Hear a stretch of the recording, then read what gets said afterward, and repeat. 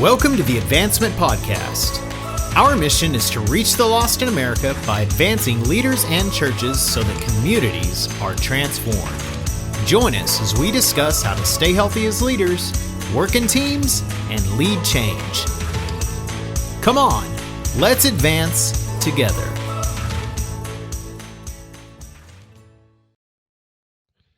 Welcome back to another episode of the Advancement Podcast. Hey, if you enjoy what you're listening to, if you could click the subscribe button, that way every Tuesday and Thursday you get the new episode directly to your inbox. If you enjoy what you're listening to as well, if you could rate us on the podcasting platform that you are listening on, it would help us out a bunch. If you're watching, you can click like or subscribe on the Facebook or YouTube page. My name is Todd Barham. I am the host of the Advancement Podcast here with Tim Ware, the lead consultant of Advancement. How you doing today, Tim?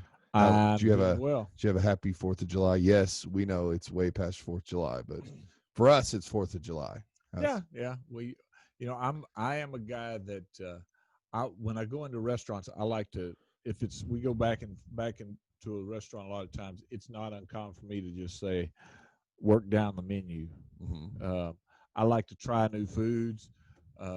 So as I was barbecuing this weekend, I tried a different rub. They call it a Mediterranean rub we put on the chicken. Okay. We won't do that again. Oh, you didn't like it? No. You know, the good news is barbecue sauce can cover a good barbecue sauce can cover a lot of stuff up. So when you had to put when I barbecue, if the meat tastes right, you don't need to put anything on it. And if I'm putting sauce on my meat, it's because it doesn't taste good. That's because it needs it. So protein should not require sauce. That's right. So this was a challenge. So that was, but I made homemade ice cream, and that was worth it all. It's hard to beat that. My kids were funny. I saw y'all shot off fireworks. Well, we shot off fireworks, and then they had fireworks down the street at the minor league ball stadium that's just down the street from us. So yeah. So we sat in the church parking lot and watched it. And my kids asked me on the way home, they go, "Why did they shoot off the fireworks for us at the church?" It wasn't for us, guys. Who else was in the parking lot with y'all? There was about 20 other people. Yeah. It wasn't just us, and the ice cream truck stopped by, and it was a yeah. I have not purchased ice cream from an ice cream truck. I don't know ever, because in my childhood it wasn't me purchasing it. I don't think as an adult I've ever purchased from an ice cream truck.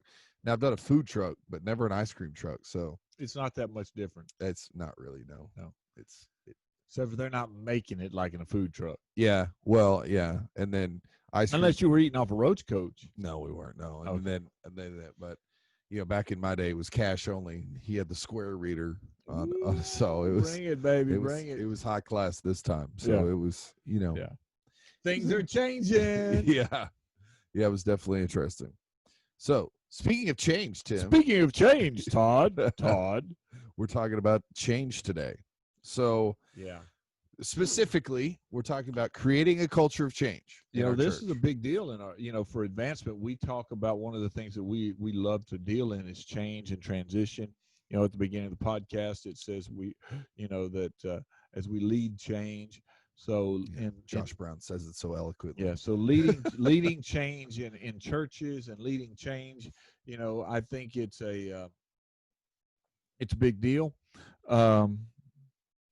And one of the challenges people run into is that in the church, historically, the church is slow to change. And so we're usually slow to the dance, for sure. And when people come in, that's part of the reason why the church planting movement has taken off in such a strong way in the last 15, 20 years, the church establishing, or whatever phrase you want to use, this idea of new churches springing up, because changing old churches is so hard. Yeah. And changing existing churches is so hard. And as new people, I work with leaders all the time, and I work with some leaders, they're transitioning into a church, or I had a conversation last week, and there was a person in part of the interview with a candidate, and they were asking them, are you going to are you going to get rid of the organ? It cracks me up we're still having these conversations in the 21st century, but it's fine. Well, it doesn't matter where you are, whatever change you're in. Yeah. There, even you've been pastor there at Hope Church for About 8 years now. 8 years. Mm-hmm. And you have to lead change there. Yeah, I mean, some of it is I have to lead change. Most of my changes, the organization is shifting from a standpoint of we're growing, we're developing. So the hardest shift for many of my leaders is we're going from, many of them came in with me when the church was much smaller, and now changing their mindset to adjust to a church that is much larger than when they began. And that is a tough shift because it takes more power out of your hands and you've got to distribute it amongst several different things. And it's harder for some people to deal with, and some people just. Well, you guys, if we look at what you guys, when we first met, yeah, you guys were averaging 60. Now, pre-COVID numbers, y'all were close 400. We're above 3. Yeah, you're above 3. Yeah, and so we've hit, and post-COVID we've hit 225.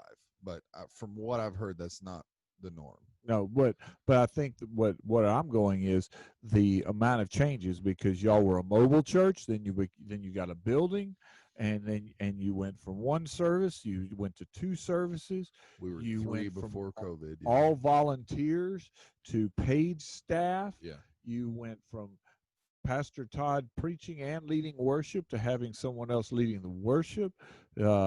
You've gone, there are significant changes in healthy churches where, we made fun at the beginning, but changes don't just happen when you change a leader. Changes, any church that's moving forward. COVID has created so many churches. Most churches have made a shift to having an online presence. Yeah. Well, for us, it's had to be a constant culture of change if we wanted to continue to grow.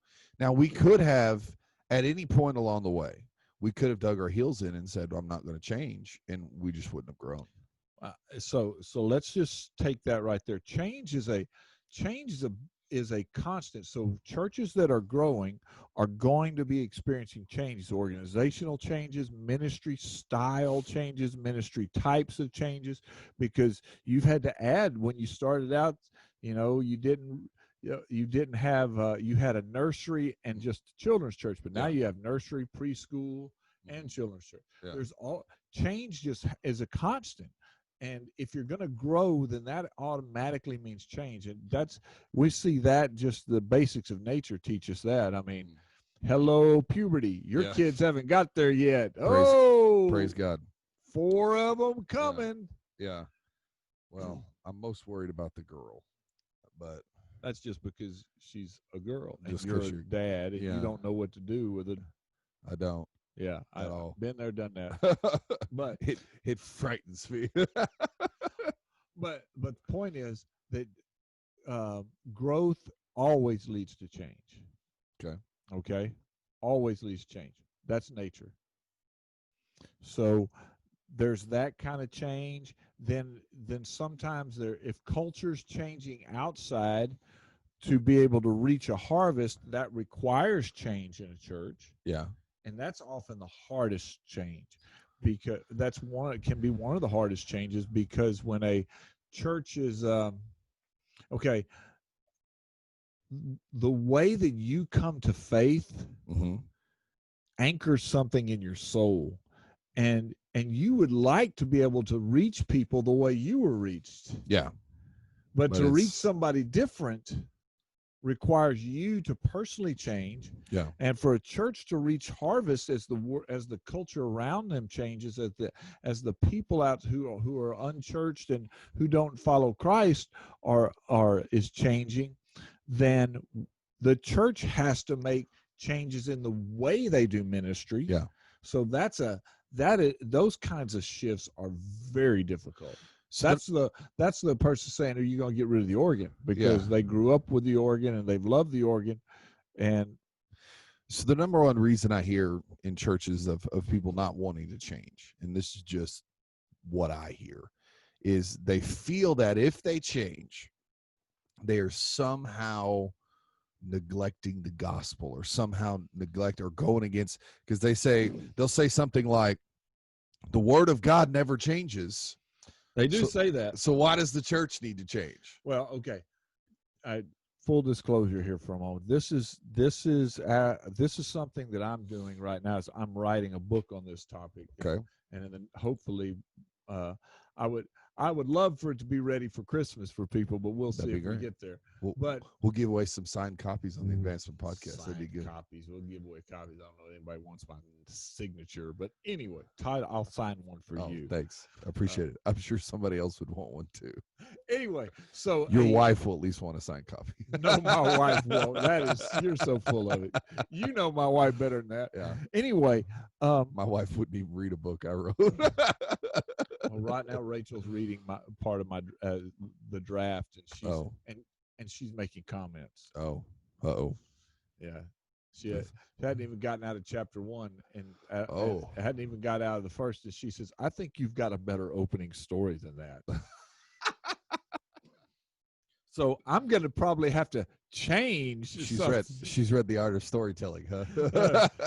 She says, "I know your life better than that." Anyway. What about the story of when you met me? That's a story of change. Anyway, yeah. There are a lot of people, they will say that. I've heard that quote from leaders myself.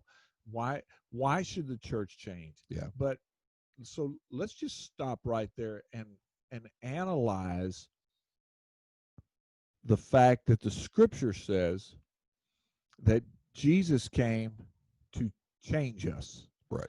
The entirety of the gospel is a story of redemption and change. Paul writes in Romans 12 that this is that God is transforming us. It's not he flipped a switch and it was done. It's a process of transformation. Do not be conformed to the pattern. Right. So the entirety of what God is doing in believers is he came to change. He really came to change us daily, weekly, monthly, so that at the end of the journey, we're not like we were at the beginning of the journey. We're not even like we were in the middle of the journey. We're not even like we were last week. So to say that God's entire mission is to change us. Right.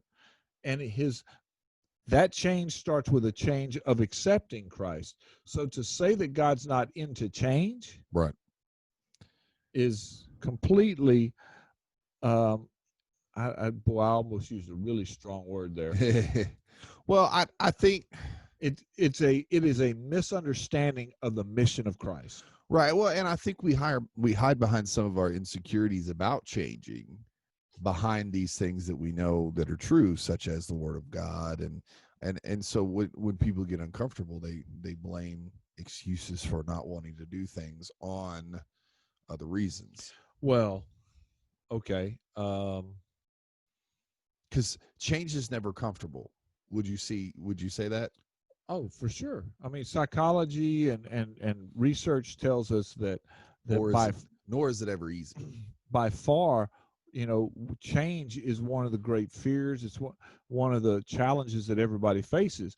Why is it? Because COVID has taught us we are people of patterns. We want normal. Yeah. Everybody since day one has been hollering, when can we go back to what we had? Well, I mean, we like it comfortable. Just simply with masks, Yeah. I mean, it is a simple, whether you feel mask, this is the mask debate.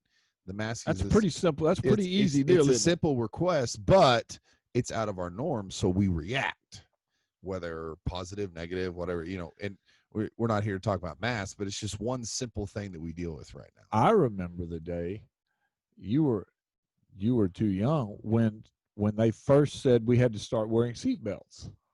Oh yeah. I was the poster child in Mineral Wells, Texas, for car seats and babies. Yeah, well, That's before car seats, it was just seat belts. They didn't. Yeah. The initial thing, they didn't ask you to put children in car seats, but we had to wear seat belts. Seatbelts, yeah. And now it would be absurd not to wear a seatbelt. You never think about it now. Right. So anytime there's change, there's a whole brain science that goes into this. There's so many factors, but I think what we run into in our churches is we have a hard time reconciling that God never changes, but his entire mission is to ask us to change. Right. And part of the reason he asks us to change is so we can be more like him. But part of the reason we have to change is also so we can reach the people, because culture's changing around us. And like it or not.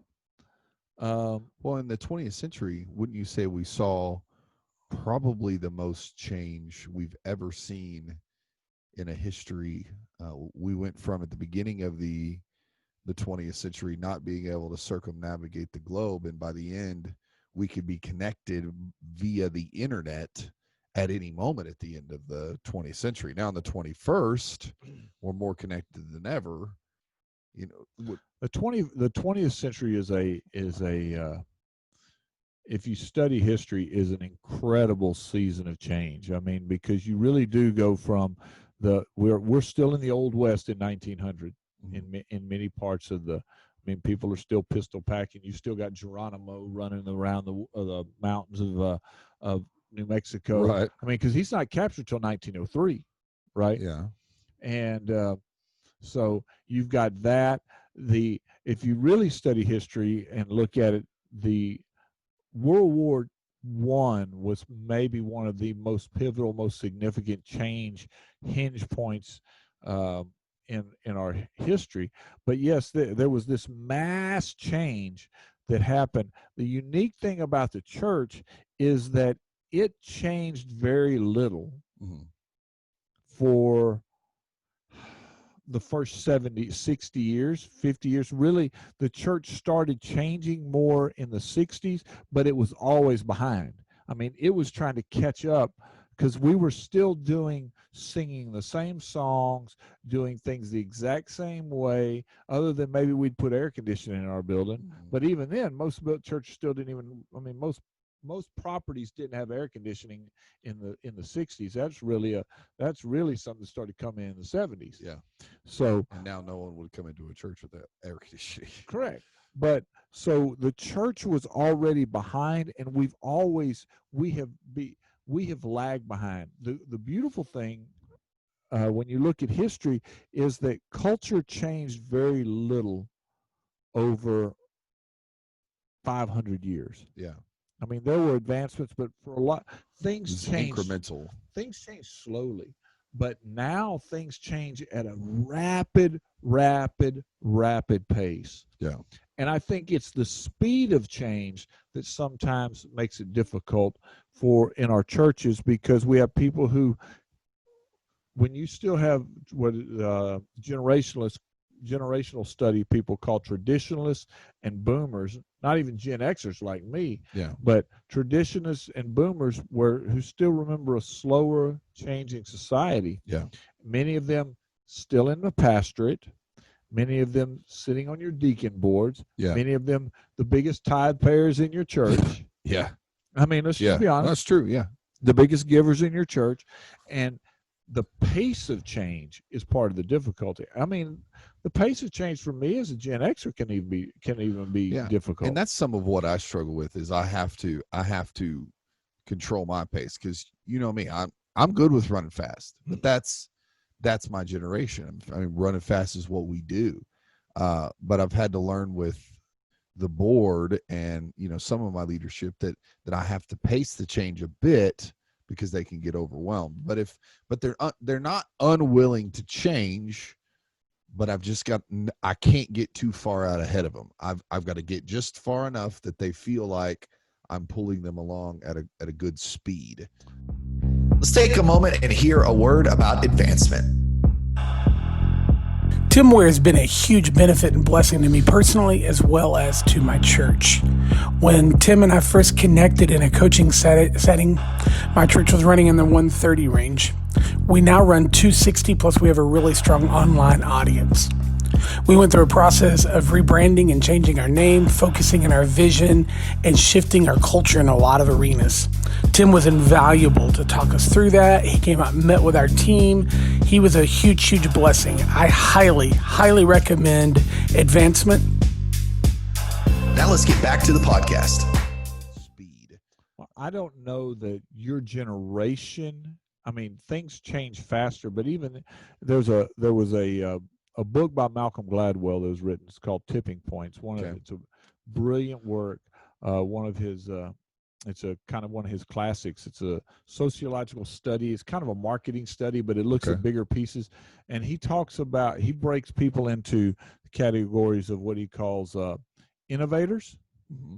Then there's early adopters.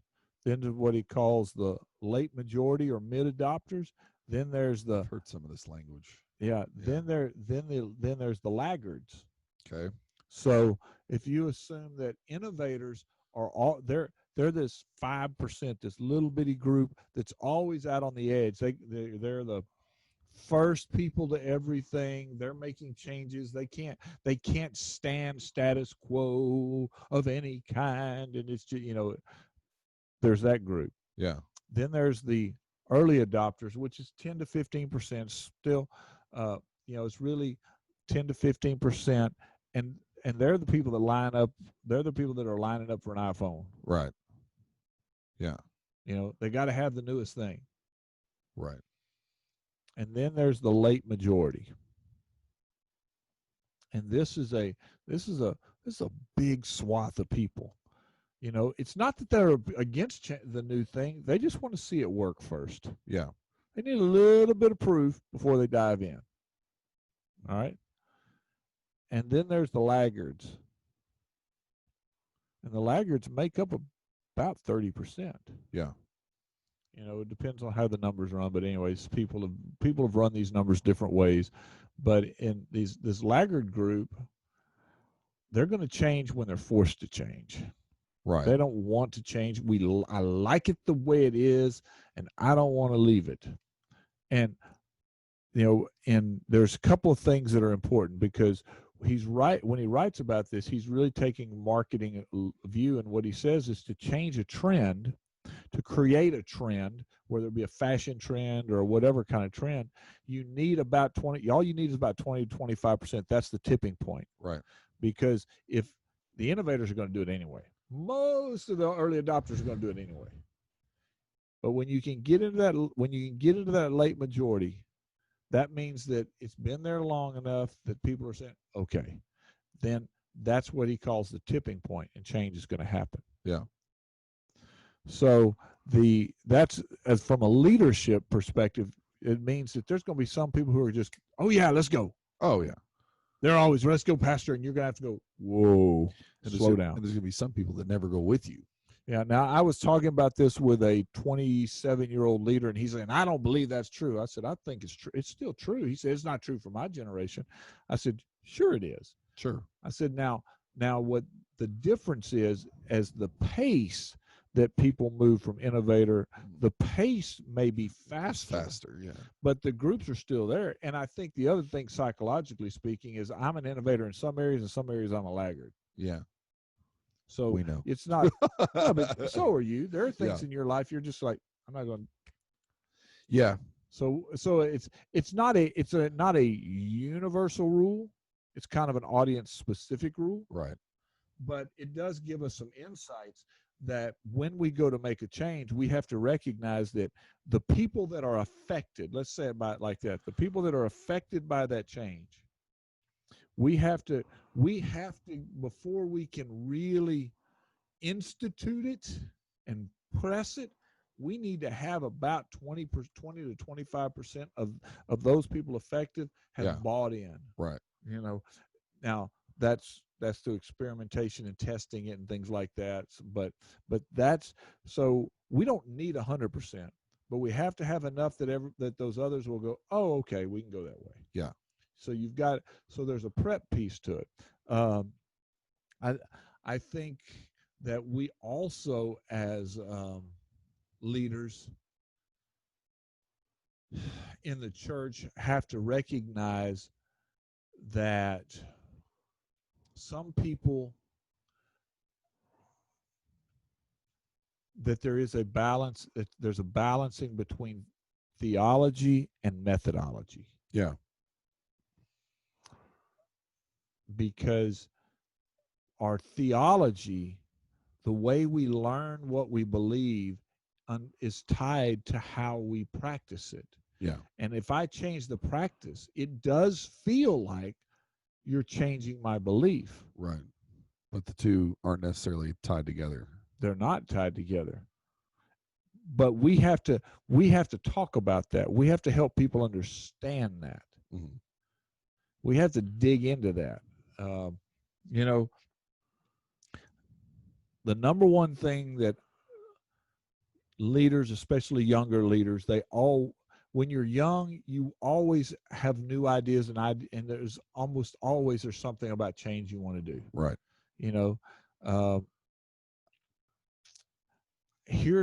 As we kind of go to wrap this up, I would say that there's a piece about change that we have to be careful of as leaders. Change can never be selfish. Okay. And what I mean by that is I don't get to change things because I want them changed, or change them to the way I like it. Yeah. It's not about your preference. It's not about your preference.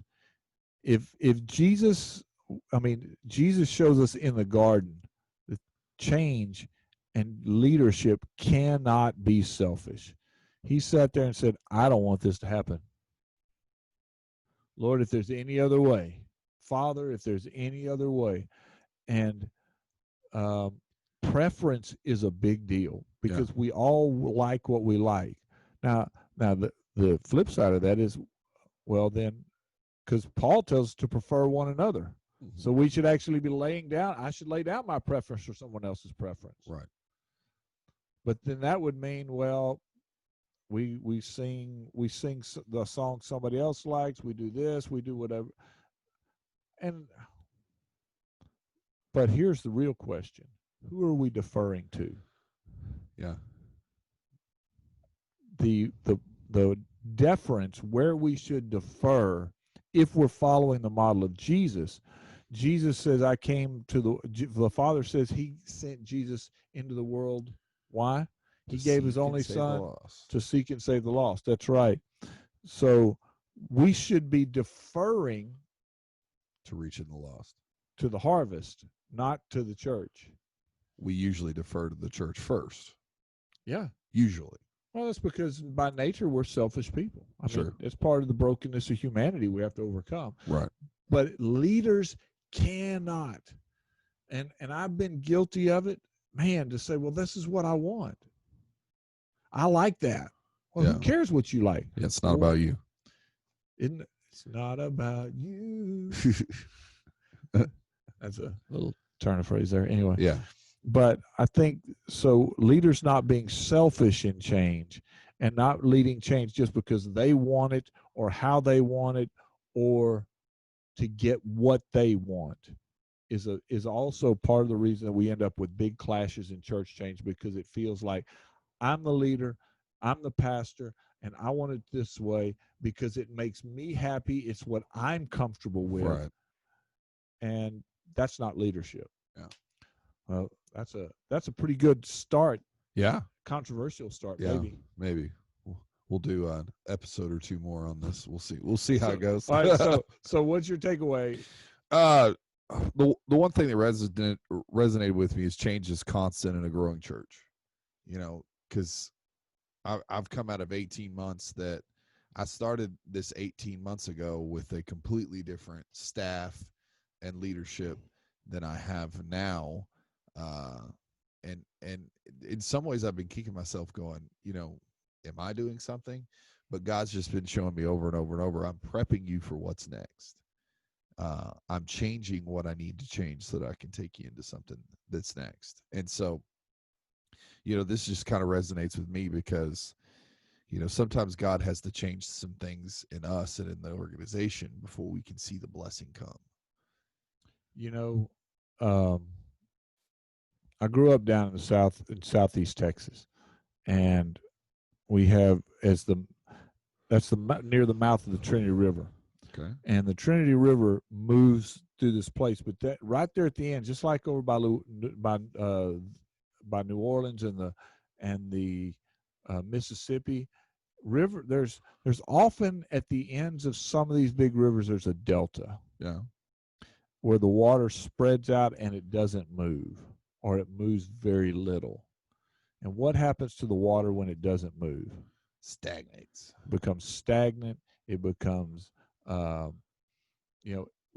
becomes a swamp, right? A marsh. Right. And if, as a consultant, when I walk in, if I can see that a church has not experienced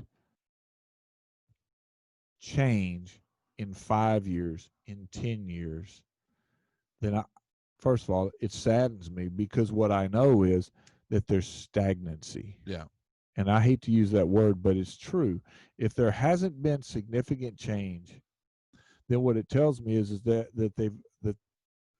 if you're listening, forgive me if this is offensive to you, but the reality is there has been no transformation. Yeah. Or limited transformation, and that's not God's plan. Yeah. All right. Well, it's good, Tim. Let's do another one. Whoa. And we'll see you next time on the Advancement Podcast. If you would like to keep this content coming, all Tim and Todd ask is $1 per show. See how to give, maybe even sponsor an episode or series on the website advancement.cc. Until next week, continue to advance the mission of Jesus.